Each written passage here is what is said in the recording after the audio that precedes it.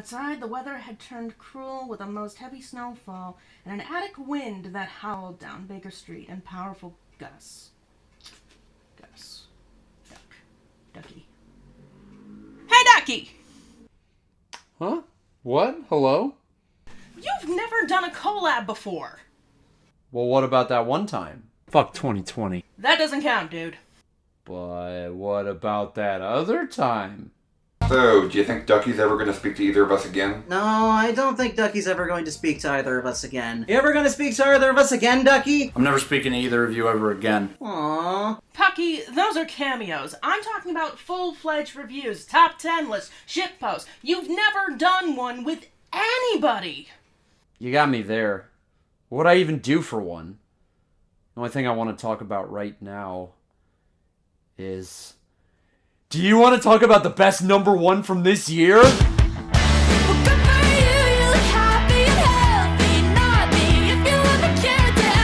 A song bestowed upon us from the heavens? A song unequivocally better than every other song in the pack? A number one song of its generation? Well, here's the problem, Pucky.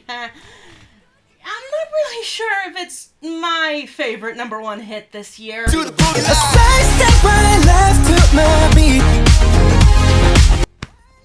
E2, Kumarai. Okay, Caesar, calm down. I didn't say that I thought this was better than Good For You. I just said that I didn't know which one I liked more. I could honestly go either way at this point. It sounds like you'd want to have some kind of in-depth discussion, also known as me saying in way too many words why Good For You is love, Good For You is life, or something like that. I mean, you could try. Back when Butter first came out, I was pretty sure I'd just keep laughing at you from the top of my hill while the guys continue to block Olivia Rodrigo from getting back to number one. Not sure if I want to stop doing that yet either. Interesting. I thought everybody already unfollowed me from my constant tirades about that. But your uncertainty brings me a hope that you, Alfie, can still see the light. If by light you mean the fire in Olivia Rodrigo's music video, then by all means you do have a point. Although I would argue that BTS has her beat there with all the flashing lights. But we should probably get started, right? Gladly. Good For You is not your run-of-the-mill one-week number one. Good For You is also not the third single you'd expect from the girl who started a pop music career with out-of-context teenage drama. Good For You is everything. Some songs can use their might to establish an automatic jump to the top of personal lists, and that can take the entire runtime. Good For You was my number one 4 seconds into the chorus. KF, I know you have thoughts about this. I certainly do, you Paramore stan. I have no idea what you're talking about. So, back in 2000, Paramore released their second album, Riot. The group was one of 3 major rock acts back in the day, right next to Fall Out Boy and Panic at the Disco. And their song, Misery Business, is one of their best-known hits. And Good For You is a retread of it.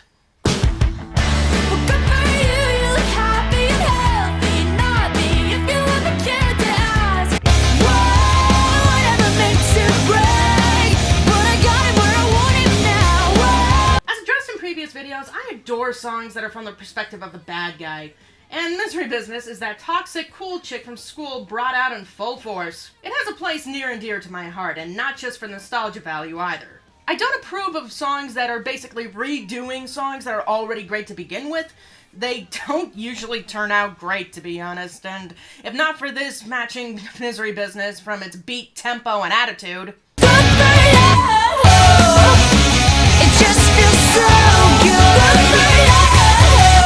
I would probably hate this in its entirety. True. And I'd probably agree with you if I thought Misery Business was the better song. Which, frankly, it's not. Don't get me wrong. Misery Business is a 10 out of 10. But did I ever put it on repeat for at least a month? Hell no. And that's in part because of the lyrical dissonance. Hayley Williams, the badass? It's a cool story. Olivia Rodrigo, the emotionally shredded, unhinged teenager? That connects to the soul. Business is fiction. G4U paints a real picture of where Olivia is in the whole breakup process. And we did not need more than one song about it. Oh, so I wasn't the only one who hated her debut album. Good to know. At least there was one good song that came out of it. In 178 seconds, the most glorious fuck you to exes excels in moderation. It doesn't sound vile. It doesn't spend every second telling this guy to go to hell, with an incredible break before the last chorus. And it has enough cracks put in the right places so we can see Olivia falling off the tracks. So the community meme is that we all love our rock music, and we just like everything with the standard format. As though Good For You could have some guitar tone with the flavor of the carefree 90s and the raw aggression of the emo aughts.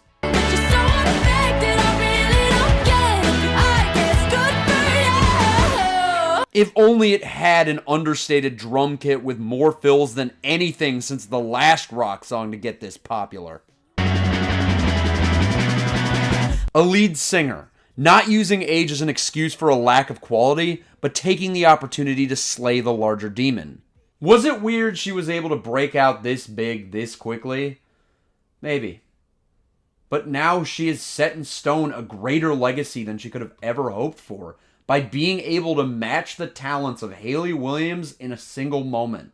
This one dumb pop song has so many meticulously planned, perfectly timed moments, like the lead-in from the fuck bomb into a voice break. It's like we never even happened, baby. What the fuck is up with that? The rule of emotional destruction, distorting some of the words in the chorus to be incomprehensible. And how the last chorus's majesty has brought me to fucking tears. No, seriously, I'm not kidding. Maybe you never get it all. You look happy and healthy, not me. Seth in the Kitchen's best efforts pale in comparison to a common and perfected element of the average rock song. And yet, it's lightning in a bottle. Our greatest moment in pop music of the decade has arrived, and it sits exactly where it deserves. Number fucking 2. It just feels so good. In addition to being another misery business, I would actually argue that Good For You doesn't compare to it well. Olivia being unhinged about a breakup is a plus, don't get me wrong, but the song falls a little short on a musical level. Good for you, I guess you moved on really easily. The verses in the song are a slow burn, with nothing but the bass playing in the background to back up Olivia most of the time. And where the hook is fantastic, I don't think it's good enough to warrant that slow build-up. It honestly takes away from the song, whereas Paramore already has you hooked on a musical level before Hayley has to even open her mouth. Definitely. That's why Butter is just so much better. Smooth like butter, like a criminal undercover. I don't know, dog. It just doesn't hit that hard for me.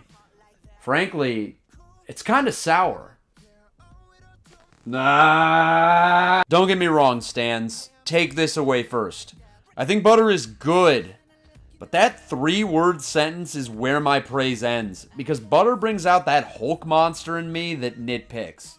It's not as good as Dynamite! And pray tell, how exactly is Butter worse than Dynamite when it's basically Dynamite 2.0? Comparisons can only get you so far. What's wrong with Butt? Cool shade stunner, yeah, owe it all to my mother. The bass is off. Not in a distracting way, but distorted enough that it makes me queasy. Smooth like butter, pour you in like no other. There's an anemic quality to it, and it's just the verses, but its sickly sound bleeds into the hooks, which begs the important question. What hooks?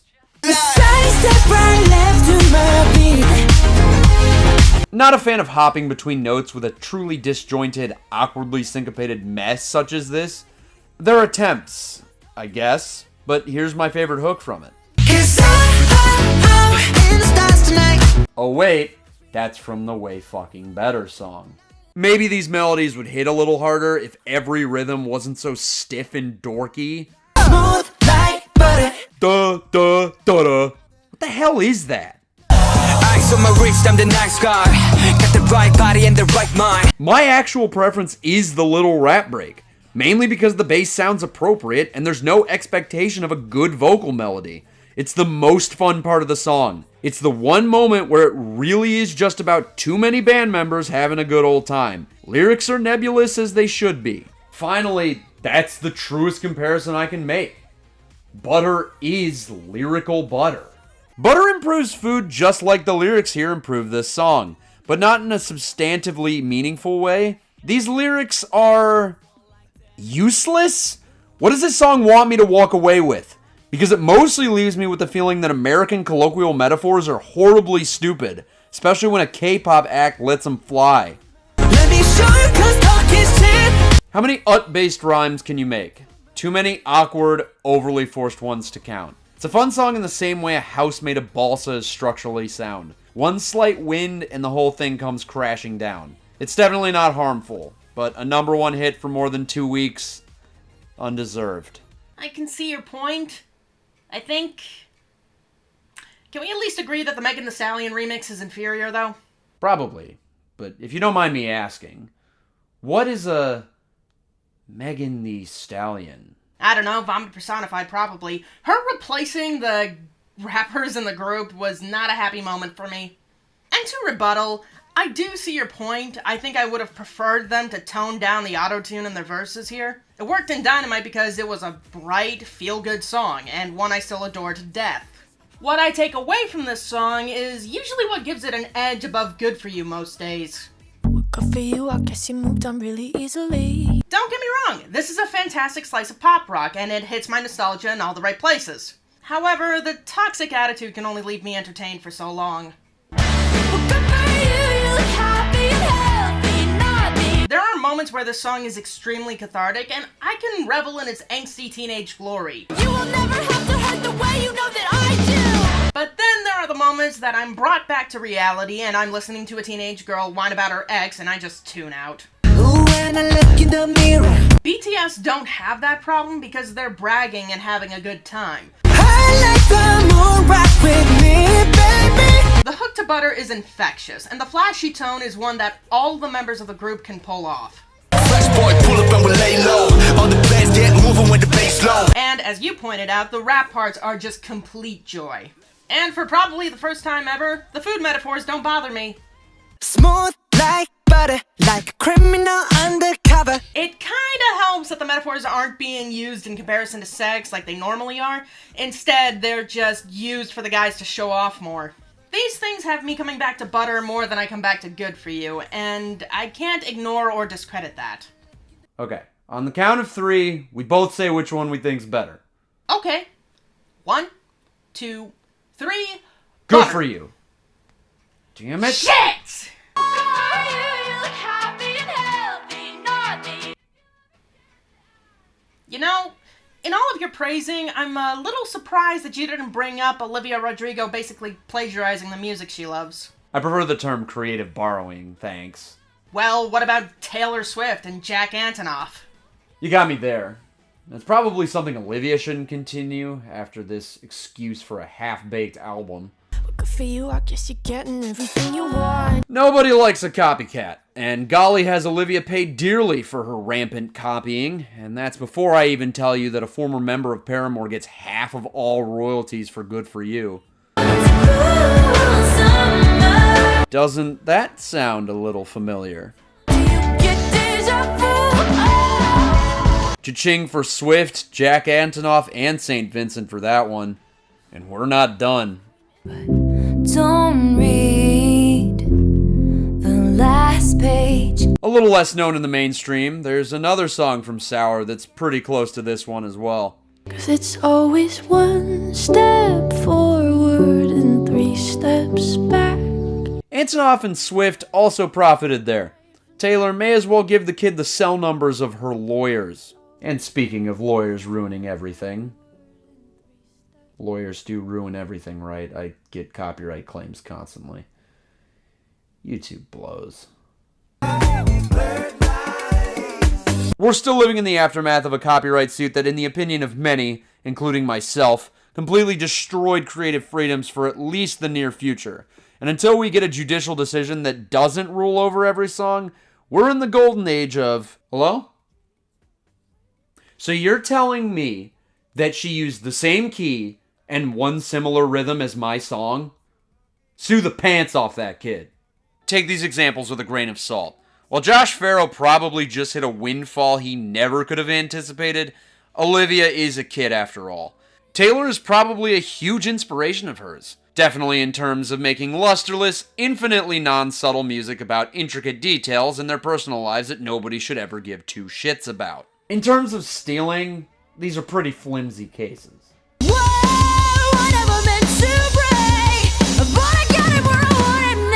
Okay, not defending that one. I'd be shocked if she didn't just cross out the title at the top of the 2007 sheet music.